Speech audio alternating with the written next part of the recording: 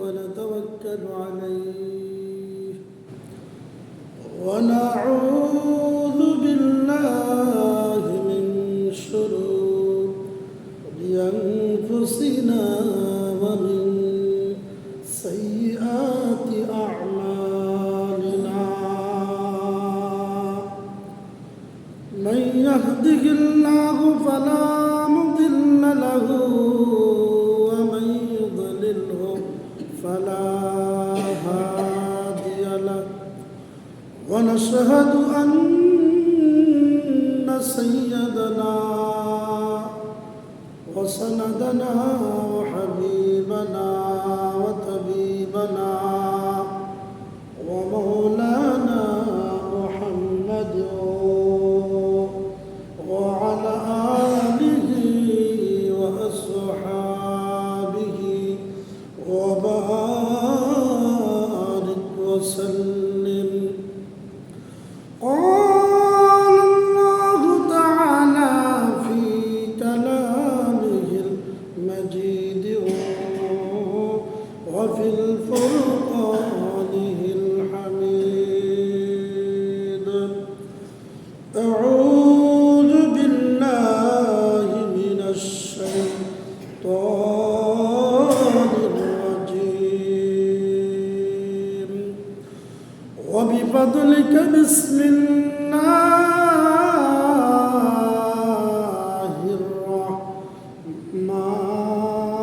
الرحمن الرحيم. ومن يؤمن بالله ويعمل صالحا يكفر عنه سيئاته ويدخله جنات تجري من تحتها الأنهار خالدين فيها أبدا ذلك الفوز العظيم. وأيضا قال الله تعالى في شان حبيبه ومحبوبه ومعشوقه آمرا ومخبرا: إن الله وملائكته يصلون على النبي يا أيها الذين آمنوا صلوا عليه وسلموا تسليما. اللهم صل على سيدنا مولانا محمد وعلى آل سيدنا مولانا محمد. اللهم صل على سيدنا مولانا محمد وعلى آل سيدنا مولانا. চিন্তা করে দেখো রে মন, রাত্র গভীর নিশীথে হাসছো একা যাইবা একা, কেউ যাবে না সঙ্গেতে। আল্লাহুম্মা সাল্লি আলা সাইয়্যিদিনা নবীর মহব্বতে মাওলানা মুহাম্মদ ওয়া আলা আলি সাইয়্যিদিনা মাওলানা লা ইলাহা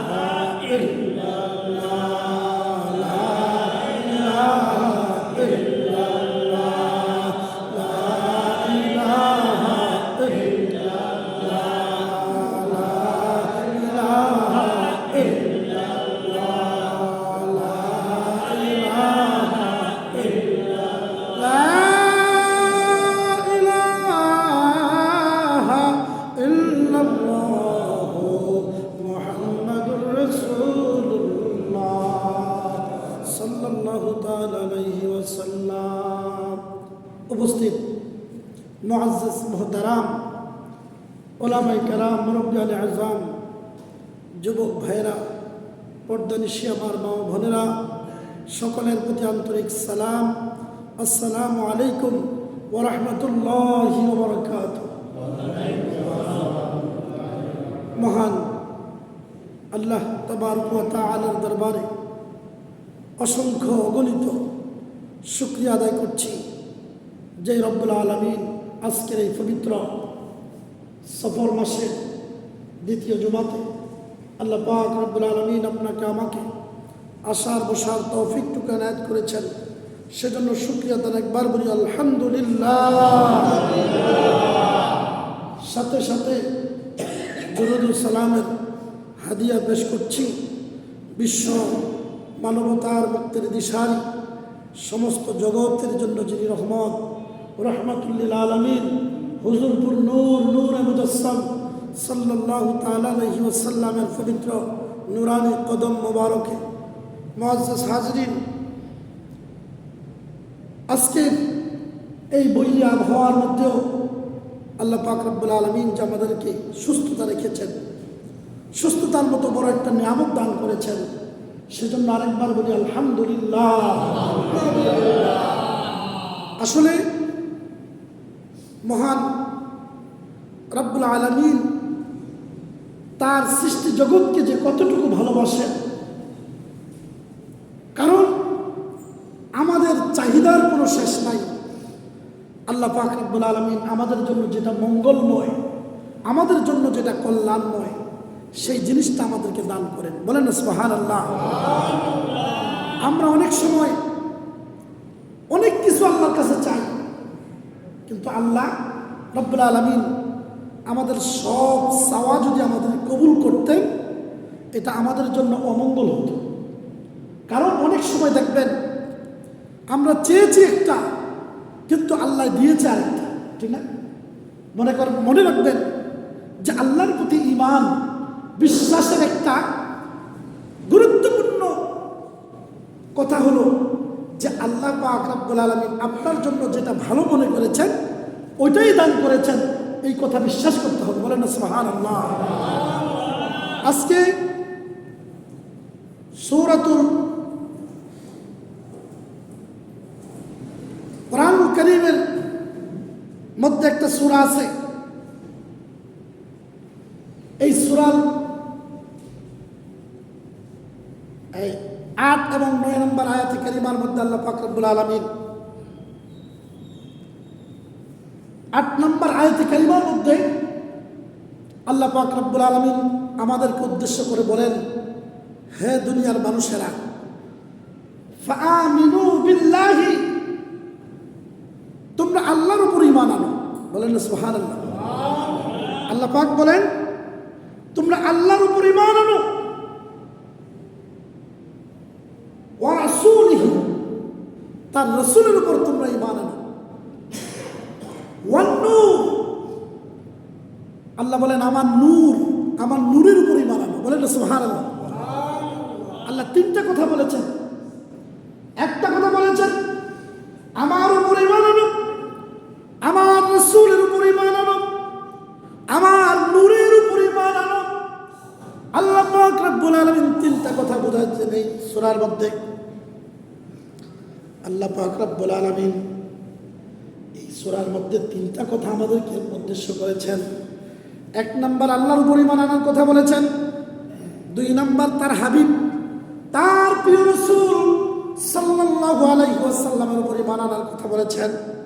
3 নম্বর আল্লাহ বলেন আমার নূর, আমার নূরের উপর ঈমান আনো, আল্লাযী আনজালনা, যেই নূরটা আমি তোমাদের কাছে প্রেরণ করেছি। বলেন না সুবহানাল্লাহ। যে নূর আমি তোমাদেরকে দিয়েছি, এই 3টা জিনিসের উপর ঈমান আনো। আল্লাহ বলেন ওয়াল্লাহু বিমা তা'মালুনা খাবীর, তোমরা আমার এই 3টা জিনিসের উপর তোমরা ঈমান এনেছো কিনা আল্লাহ পাক রব্বুল আলামিন সব কিছু জানেন। বলেন সুবহানাল্লাহ। আল্লাহ পাক তোমরা যা কিছু করো না কেন সব কিছুর খবর দুনিয়ার কারো কাছে না থাকলেও রব্বুল আলামিনের কাছে আছে। বলেন না সুবহানাল্লাহ। আল্লাহ বলেন, বান্দা তোমরা তিনটা জিনিসের উপর ঈমান আনার কথা তোমাদেরকে বলেছি। একটা হলো আমি আল্লাহর উপর ঈমান, আরেকটা হলো আমার হাবিবের উপর ঈমান, আরেকটা হলো আমার নূরের উপর ঈমান। এখানে কোরআন কারীমের মধ্যে কয়েক জায়গায় নূরের কথা বলছে আল্লাহ। নূর এক এক জায়গায় নূর দ্বারা এক একটা বুঝাইছে, এখানে নূর দ্বারা কোরআন বুঝাইছে। বলেন না সুবহানাল্লাহ। আবার আরেকটা আয়াতের মধ্যে আল্লাহ পাক রব্বুল আলামিন নূর দ্বারা আল্লাহর হাবিব সাল্লাল্লাহু আলাইহি সাল্লামকে বুঝাইছে। বলেন না সুবহানাল্লাহ। আবার নূর দ্বারা ইসলামকেও বুঝায়। আমরা ওযুর দোয়ার মধ্যে বলেন আল ইসলাম নূর, ইসলাম হলো নূর, ঈমান হলো নূর, কোরআনটা হলো নূর, রাসূল হলো নূর। এই জন্য ইসলাম হলো নূর, রাসূল নূর, কোরআন নূর। এই জন্য এই নূরকে যারা গ্রহণ করবে তারাও নূরানি হয়ে যাবে। বলেন না সুবহানাল্লাহ। এই নূরগুলোকে যারা গ্রহণ করবে তারাও কি হয়ে যাবে? তারাও নূর হয়ে যাবে। কারণ আপনার ঘরের ভিতরে যদি আপনি লাইট ফিট করেন, ওখানে কি অন্ধকার থাকবে? ঘরের ভিতরে বাতি জ্বালাইলে আর অন্ধকার থাকে? অন্ধকার থাকে না। এই জন্য বলছে কোরআন একটা আলো, রাসূল একটা আলো, ইসলাম একটা আলো। তিনটা আলো আপনার ভিতরে যদি থাকে, আপনার ভিতরে আর কোনো অন্ধকার থাকতে পারে না। বলেন সুবহানাল্লাহ। এই জন্য যারা এই তিনটা জিনিসকে যারা গ্রহণ করবে তাদের ভিতরে অন্ধকার থাকতে পারে না, তারাও নূর হয়ে যায়। বলেন না সুবহানাল্লাহ। এই জন্য বাবা আল্লাহ বলেন, এক নম্বর আমার উপর ঈমান আনো, দুই নম্বর আমার হাবিবের উপর ঈমান আনো, তিন নম্বর আমার নূরের উপর ঈমান আনো, যে নূর আমি তোমাদেরকে দান করেছি। আল্লাহ বলেন কোরআনটা হলো নূর, আলো। কিন্তু কোরআনকে যদি প্রশ্ন করেন, কোরআন তুমি যদি আলো হয়ে থাকো তাহলে তুমি সবার জন্যই তো আলো, ঠিক কিনা? আলো কি কারোর জন্য আলো, কারোর জন্য অন্ধকার, এরকম নাকি? দুনিয়া সব মানুষের জন্য কোরআন নূর। তারপরেও কিছু মানুষ আলোর ভিতরেও, কিছু মানুষ আলোর ভিতরেও চলতে পারে না। আছে না? আলো আছে, সব আছে, কিন্তু তার কাছে আর চোখ নাই। আলো আছে ঠিক, চোখ নাই, লাভ আছে, লাভ হইব? বলছে আলো থাকতে হবে, চোখও। আলোর সাথে সাথে চক্ষু যদি না থাকে তার জন্য চলা মুশকিল হয়ে যাবে। এই জন্য বলছে তোমার কাছে আলো আছে, তোমার কাছে চোখ থাকতে হবে, তোমার কাছে চক্ষু থাকতে হবে। এই জন্য যেখানে কোরআন আছে, কোরআন বুঝার জন্য যদি চোখ না থাকে, বলছে ওই ব্যক্তির জন্য কোরআন আলো। দুনিয়ার সবার জন্য কোরআন আলো, ঠিক আছে, কিন্তু আলো থাকার পরেও ওই ব্যক্তির চক্ষু না থাকার কারণে তার জন্য আলো অন্ধকার হয়ে গেছে, ঠিক না? আলো আছে কিন্তু চক্ষু না থাকার কারণে কি হয়ে গেছে? কানা মানুষ চোখে দেখে, তার কাছে দুনিয়াটা অন্ধকার না? দুনিয়াটা অন্ধকার। আল্লাহ বলেন আমি তোমাদের কাছে নূর দিয়েছি, এই নূরটা গ্রহণ করতে হবে তোমার চক্ষু দ্বারা, তোমার ইলম দ্বারা। আল ইলমু নূরুন, ইলমটা কি? ইলমটা হলো নূর। আল্লাহ বলেছেন এই ইলমটা আমি দুনিয়ার কোনো মানুষকে দান করি নাই, দুনিয়ার কোনো মানুষকে আমি ইলম শিক্ষা দেই নাই। আমি আমার এই নূর আমি আমার হাবিবকে শিক্ষা দিয়েছি। বলেন না সুবহানাল্লাহ। আমি আমার নূর, আল্লাহ বলেন আমার নূর আমি আমার বন্ধুকে দান করেছি। কাকে দান করেছি? আমি আমার বন্ধু, আমার হাবিব, আমার রাসূলকে আমার নূর দান করেছি। এই জন্য রাসূল বলেন বুইস্তু মুআল্লিমান, ও দুনিয়ার মানুষ আমি শিক্ষক হয়ে দুনিয়ার মধ্যে এসেছি, ইলম নিয়ে দুনিয়ার মধ্যে এসেছি। আল্লাহ বলেন আর রহমান আল্লামাল কোরআন।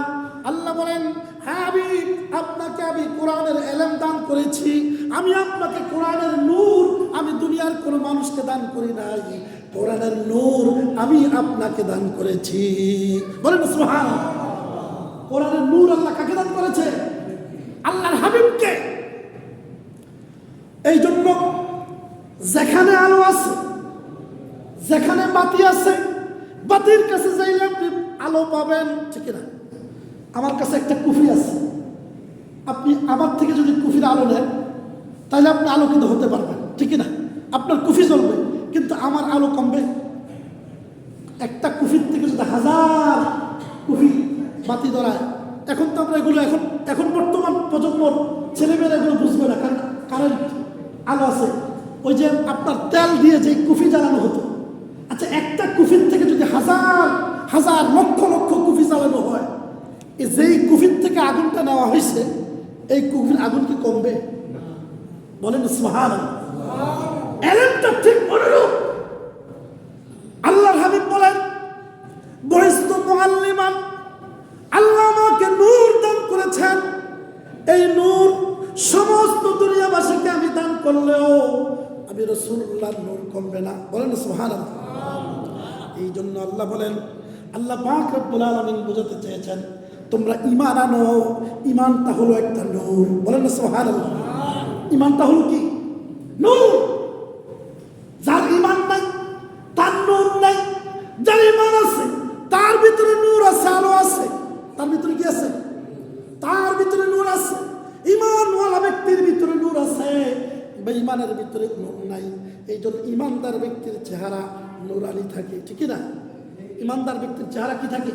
উজ্জ্বল, লাবণ্যময়, হলুদ বর্ণ, নূর, নূরানি চেহারাওয়ালা মানুষ হয়। এই জন্য, কারণ আপনি ঈমানদার। আল ঈমানু নূরুন, আল ইসলামু নূরুন, আল ইলমু নূরুন, আল কুরআনু নূরুন। সব কিছুর নামে গুলো নূর। বলেন সুবহানাল্লাহ। কোরআন হলো একটা নূর, ইসলাম হলো একটা নূর, এলেম হলো একটা নূর, ঈমান হলো একটা নূর। এই সমস্ত বাতিগুলো যদি আপনি একটা একটা করে সংগ্রহ করে আপনি নিজের মধ্যে আনতে পারেন, আপনার ভিতরে আর অন্ধকার থাকতে পারে না, আপনিও নূরানি হয়ে আলোকিত হয়ে যেতে পারবেন। বলেন সুবহানাল্লাহ। এই জন্য বাবা, এই জন্য আল্লাহ বলছেন, আমার উপরে ঈমান আনো, আমার রাসূলের উপরে ঈমান আনো, আমার নূরের উপরে ঈমান আনো। আল্লাযী আনজালনা, আমি যেই নূর তোমাদের কাছে প্রেরণ করেছি ওই নূরের উপর, অর্থাৎ কোরআনের উপর তোমরা ঈমান আনো। এই জন্য কোরআনের উপর ঈমান আনার কথা বলেছেন। আল্লাহ বলছেন, তোমরা কি করে মজবুতভাবে আমার রশিকে আঁকড়ে ধরো। ওয়াতাসিমু বিহাবলিল্লাহি জামিআ, মজবুতভাবে আমার রশিকে মজবুতভাবে ধরো। এটা কে বলেছে? আল্লাহ বলছে, আমার রশিকে তোমরা মজবুতভাবে ধরো। এখানে আল্লাহ আসমান থেকে কোন রশি পাঠাইছে? আসমান থেকে কোন রশি দেখা যায়? আছে? আল্লাহ বলছে, আমি কোরআন, আসমান থেকে আমি কোরআন পাঠাইছি। বলেন সুবহানাল্লাহ। এই কোরআনটা হলো একটা, এটা আল্লাহর রশি। কোরআনকে মজবুত ভাবে ধরতে হবে। কোরআনকে যদি আপনি আঁকড়ে ধরতে পারেন, আল্লাহ বলছে আমার রশিকে মজবুত ভাবে ধরো। এখন আপনি ঘরের মধ্যে যাইয়া কোরআনকে বুকে আগলে রাখবেন, কোরআনে মজবুত ভাবে ধরে রাখবেন, হবে? অর্থ বুঝতে হবে। কোরআনকে মজবুত ভাবে ধরো। এর মানিটা কি? এর মানিটা হলো, আমার এই কোরআন অনুযায়ী যারা জীবন যাপন করবে, কোরআন অনুযায়ী যারা জীবন পরিচালনা করবে, তাদেরকে, তোমরা তো কোরআন বুঝবা না, যারা কোরআন বুঝে, কোরআন অনুযায়ী নিজের জীবন চালায়, তাদেরকে তোমরা আঁকড়ে ধরো। তাদেরকে যদি আঁকড়ে ধরতে পারো তাহলে তোমরা সহজেই তোমরা হেদায়েত পেয়ে যাবে। বলেন সুবহানাল্লাহ। এর ব্যাখ্যা আরেক আয়াতের মধ্যে আসছে। আমার এই কথার ব্যাখ্যাটা আরেক আয়াতের মধ্যে আসছে। আল্লাহ বলছে, আতিউল্লাহ, তোমরা আল্লাহর ইতাআত করো, ওয়া আতিউর রাসূল, তোমরা রাসূলের ইতাআত করো, ওয়া উলিল আমরি মিনকুম, তোমরা উলিল আমর যারা আছে তাদের ইতাআত করো। বলেন সুবহানাল্লাহ। এখানে আল্লাহর ইতাআত করো, ইতাআত মানে অনুসরণ। অনুসরণ করার জন্য একটা শর্ত হলো দেখা। যাকে আপনি অনুসরণ করবেন তাকে দেখা শর্ত। এখন আল্লাহকে আপনি দেখতেছেন না, তাহলে আল্লাহকে অনুসরণ করা আমাদের পক্ষে সম্ভব? রসুলকে ইতাআত করো। এখন রসুলকে আপনি দেখতেছেন না? রসুল তো আজ থেকে 1400 বছর 1500 বছর আগে আল্লাহ রসুল দুনিয়ার থেকে বিদায় গ্রহণ করেছেন। রসুলকে আপনি ইতাআত করবেন কি করে? আয়াত যদি বন্ধ হয়ে যেত, সাহাবীরা ছাড়া যারা রসুলকে দেখছে তারা ছাড়া সবাই বেঈমান হয়ে যেত। কিন্তু আল্লাহ বলেন না, আয়াত বন্ধ নাই, আয়াত এখনো বন্ধ হয় নাই।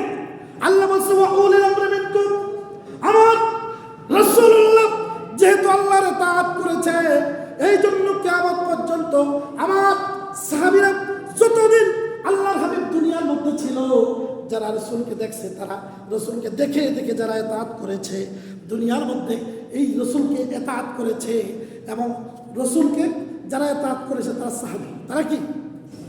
সাহাবী। আবার সাহাবীদেরকে যারা ইতাআত করেছে এরা হলো তাবী। আবার তাবীদেরকে যারা ইতাআত করেছে এরা হলো তাবী। এরপরে সালফে সালিহিন, মুতাআখিরিন, মুতাকাদ্দিমিন, আস্তে আস্তে আসতেছে নিচের দিকে। আস্তে আস্তে তোমার হাতের কাছে যারা আছে, হাতের কাছে যে জিনিসটা আছে, রসুলকে অনুসরণ করা, রসুলকে অনুসরণকারী, কোরআনকে অনুসরণকারী এমন লোক যদি তোমার হাতের কাছে থাকে, তাকে তোমরা মজবুত ভাবে ধরো। বলেন না সুবহানাল্লাহ। আপনি যখন সমুদ্রের মধ্যে বিপদে পড়ে যাবেন, আপনি জানেন সমুদ্রের তীরে উঠলে মানুষ বাঁচতে পারে। আচ্ছা, তীর অনেক দূরে, এখন আপনার বাঁচার জন্য কোনো উপায় নাই। একটা কাঠের টুকরো আছে, অথবা একটা কি আছে, লাইফ জ্যাকেট আছে, মনে করেন লাইফ জ্যাকেট। একটা আপনি বলেন যে না, আমি লাইফ জ্যাকেট দিব না, আমি ফারে উঠব।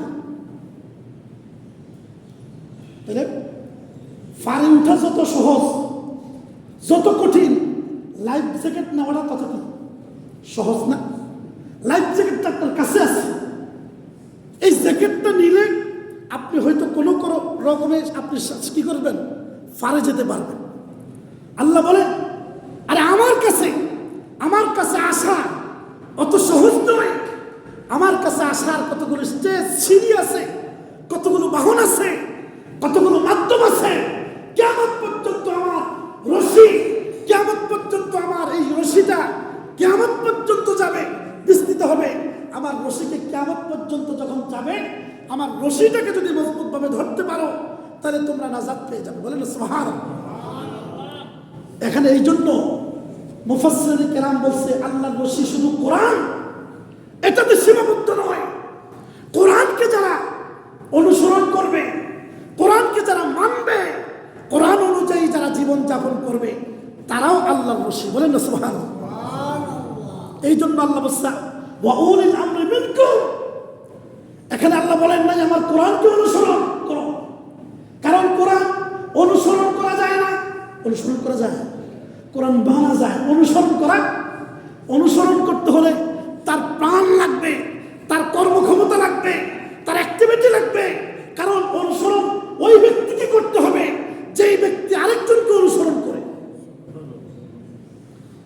কারণ আপনি কোরআনকে জিজ্ঞেস করেন, কোরআন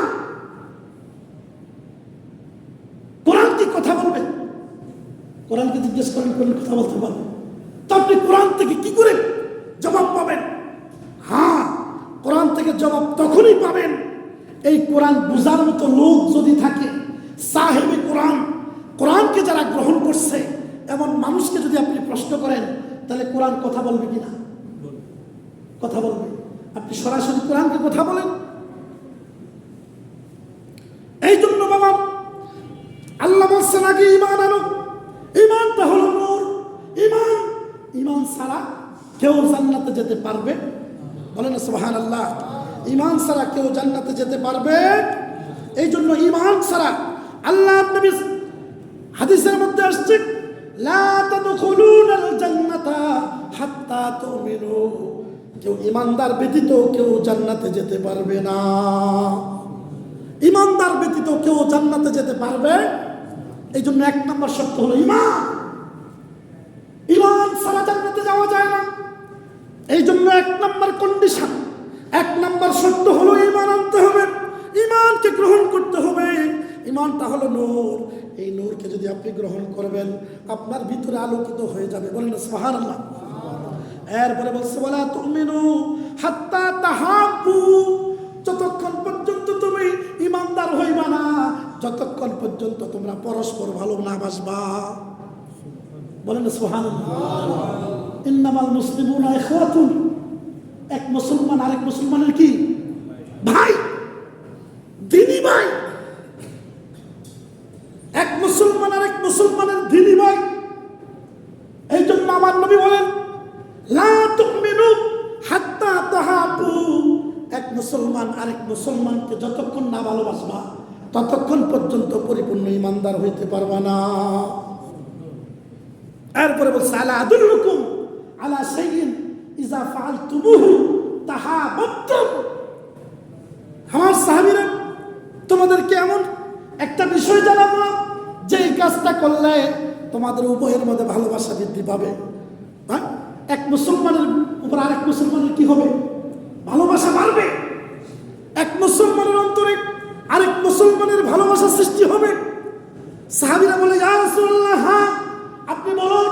আমার নবী বলেন আফশুস সালাম বাইনাকুম, পরস্পর পরস্পরকে তোমরা সালাম বিনিময় করবা। বলেন সুবহানাল্লাহ। একটা অপরিচিত লোক যদি আপনাকে সালাম দেয়, একদিন, 2 দিন, 3 দিন, তার ভিতরে একটা মহব্বত সৃষ্টি হবে না? অটোমেটিক তার ভিতরে একটা মহব্বত আসবে। এই জন্য বলছে আল্লাহ রাসূল বলছে যে তোমরা ততক্ষণ পর্যন্ত না তোমরা ঈমানদার হইতে পারবে না যতক্ষণ না পরস্পরের ভালোবাসা তোমাদের মধ্যে থাকবে। একজন মানুষ কখন সালাম দেয়? এক মুসলমান আরেক মুসলমানকে সালাম দেয় ভালোবেসে না হিংসা করে? নিশ্চয় তার ভিতরে কি আছে? মুসলমানের একটা দরদ আছে, ঠিক না? অন্তরে ইসলামের একটা দরদ আছে, ঈমানের একটা দরদ আছে, ইসলামের দরদ আছে, ঈমানের দরদ আছে। এই জন্য এক মুসলমান যখন আরেক মুসলমানের সাথে সাক্ষাৎ হয় তাকে বলে আসসালামু আলাইকুম ওয়া রাহমাতুল্লাহি ওয়া বারাকাতুহু। বলেন সুবহানাল্লাহ। এই জন্য দেখেন, এই জন্য আল্লাহ রাসূল বলছেন যে ঈমান, তোমরা যে ঈমান গ্রহণ করবা, প্রত্যেক জিনিসের একটা স্বাদ আছে, ঠিক কিনা? আমরা খানা খাই, খানার ভিতরে একটা মজা আছে না? আচ্ছা, যেই খানাটা মজা বেশি লাগে আমরা কম খাই না বেশি খাই? স্বাভাবিক, এটা দুনিয়ার সিস্টেম। যেই খানাটা মজা হয় এটা আমরা বেশি খাই, ঠিক না? অনেক সময় আমরা দাওয়াত খেতে যাই, যেই খাবারটা মজা হয় বাসায়ও বলি ওই খাবারটা আবার খাও, এটা খুব মজা লাগছে। এই জন্য আল্লাহ নবী বলেন যে ঈমান, এটার ভিতরে একটা স্বাদ আছে। ঈমানের স্বাদ যদি তুমি গ্রহণ করতে পারো তখন ঈমান, তোমার ঈমান খালি বাড়তেই থাকবে, বাড়তেই থাকবে, আর ঈমান তুমি নিতেই থাকবা, নিতেই থাকবা। বলেন সুবহানাল্লাহ। এই জন্য আল্লাহ নবী বললেন যে ঈমান সালাসুন মান কুন্না ফীহি ওয়াজাদা হালাওয়াতুল ঈমান। 3টা কাজ যদি তোমরা করতে পারো, 3টা কাজ যার মধ্যে থাকবে তার ঈমান বাড়তেই থাকবে। বলেন সুবহানাল্লাহ। সে ঈমানের মজা পাবে। সালাসুন মান কুন্না ফীহি, 3টা বিষয় যার ভিতরে থাকবে, 3টা অভ্যাস, 3টা বিষয় যার ভিতরে থাকবে, হালাওয়াতুল ওয়াজাদা বিহিন্না ওয়াজাদা হালাওয়াতুল ঈমান, ওই ব্যক্তি ঈমানের মজা পাবে, ঈমানের স্বাদ পাবে। বলেন সুবহানাল্লাহ। কয়টা বিষয়? 3টা। 3টা বিষয় যদি আপনার আমার ভিতরে থাকে তাহলে আমরা ঈমানের মজা আমাদের ভিতরে আসবে, ঈমানের স্বাদ আমাদের ভিতরে আসবে, ঈমানের লজ্জত আমাদের ভিতরে আসবে। আর ঈমানের স্বাদ যদি একবার আমাদের ভিতরে, আপনার ভিতরে আসে, আপনি কখনো ঈমান থেকে আপনি খারেজ হতে পারবে। একজন ঈমানদার ব্যক্তিকে যদি বলা হয় পুরো এলাকা তোমার নামে দলিল করে দিব, শুধুমাত্র তুমি একবার তুমি কি করো? কুফরি করো, বা এক ওয়াক্ত নামাজ ছেড়ে দাও, করবে? পুরো এলাকা আপনার নামে লিখে দেবে, পুরো এলাকা আপনার নামে লিখে দেবে, এক ওয়াক্ত নামাজ ছেড়ে দেয়। এই লোকটা বলবে তোমার এলাকা তুমি নিয়ে যাও, আমার নামাজ আমার কাছে সবচাইতে মজা। বলেন না সুবহানাল্লাহ। সম্পদ আমার কাছে মজা নয়, পৃথিবী আমার কাছে মজা নয়, ধন সম্পদ আমার কাছে মজা নয়, আমার কাছে ঈমানটা আমার কাছে সবচাইতে মজা। বলেন না সুবহানাল্লাহ। আল্লাহ নবী বলেন 1 নাম্বার, মান কানা আল্লাহু ওয়া রাসূলুহু আহাব্বা ইলাইহি মিম্মা সাওয়াহুমা। দুনিয়ার মধ্যে আল্লাহ এবং রসুল ছাড়া কত কিছু আছে, আছে না? আল্লাহ এবং রসুল ছাড়া যা কিছু আছে।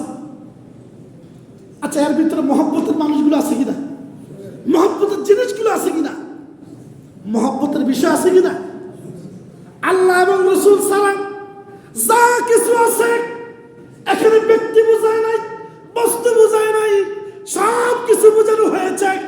আল্লাহ এবং রসুল ছাড়া যা কিছু আছে, দুইজন বাদ দিয়া যা কিছু আছে। মান কানা আল্লাহু ওয়া রাসূলুহু আহাব্বা ইলাইহি মিম্মা সাওয়াহুমা। আল্লাহ এবং রসুল ছাড়া যা কিছু আছে সব কিছুকে বাদ দিয়া আল্লাহ এবং রসুলকে সবচাইতে বেশি ভালোবাসতে হবে। একটু আলোচনা বলেন না সুবহানাল্লাহ। কিয়ামতের ময়দানে যদি বলা হয়, হ্যাঁ আমার বান্দারা, আমি তোমাদেরকে বলেছি লা ইউমিনু আহাদুকুম হাত্তা কুনা হাব্বা ইলাইহি মিন ওয়ালিদিহি ওয়া ওয়ালাদিহি ওয়ান নাস আজমাইন। তোমরা ততক্ষণ পর্যন্ত পরিপূর্ণ ঈমানদার হইতে পারবা না যতক্ষণ না তোমার মা বাবা, তোমাদের সন্তান সন্ততি, দুনিয়ার সমস্ত মানুষের চাইতে আমি রসুলকে যতক্ষণ না বেশি ভালোবাসবা। এক নাম্বার, মানুষের কাছে সবচেয়ে প্রিয় বস্তু হলো মা বাবা। এটা হাদিসের কথা। ওয়ালিদিহি, তার মা বাবা, মায়ের চাইতে বাবার চাইতে। ওয়ালিদি ওয়া ওয়ালাদিহি, তার সন্তান সন্ততির চাইতে। দ্বিতীয় নাম্বার, মানুষের কাছে সবচেয়ে আকর্ষণীয় বস্তু হলো তার সন্তান সন্ততি, ঠিক না? অনেক এরকম মানুষ আছে নিজের সন্তানের কারণে মা বাপকে ভুলে যায়, আছে না? এরা কত নম্বরের আহাম্মক? এক নম্বরে আল্লাহ বলছে মা বাবা, দুই নম্বরে সন্তান সন্ততি, আর তিন নম্বরে বলছে ওয়ান্নাসি আজমাইন। হ্যাঁ, তিন নম্বরে স্ত্রী আছে না? এখন তো অনেকে আমরা স্ত্রীর কারণে মা বাপকে, মাকে ভুলে যাই, সন্তানকে ভুলে যাই। এটা তিন নম্বর। কয় নম্বর? এটা তিন নম্বর। এক নম্বর হলো মা বাবা, দুই নম্বর হলো সন্তান সন্ততি, তিন নম্বরে হলো ওয়ান্নাসি আজমাইন। দুনিয়ার যত মানুষ আছে সব মানুষগুলো তিন নম্বরে। এখন তো আমরা তিন নম্বরটা ফাইলে একও শেষ, দুইও শেষ, ঠিক কিনা? এরা কত নম্বরের আহম্মক? নাউজুবিল্লাহ মিন যালিক। আল্লাহ তাআলা বিবেক দিয়েছে মানুষকে, এই জন্য আল্লাহ বলছে আল জান্নাতু আকদামিল উম্মাহাত।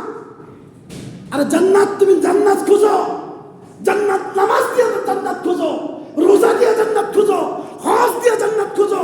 আর তুমি তো শোনো, জান্নাত তো মায়ের পায়ের নিচে। বলেন সুবহানাল্লাহ। ঈমানকে গ্রহণ করেন, ঈমান গ্রহণ করে। এই জন্য ইসলাম বলছে কারো মা বাবা যদি বিধর্মী হয়, কি হয়?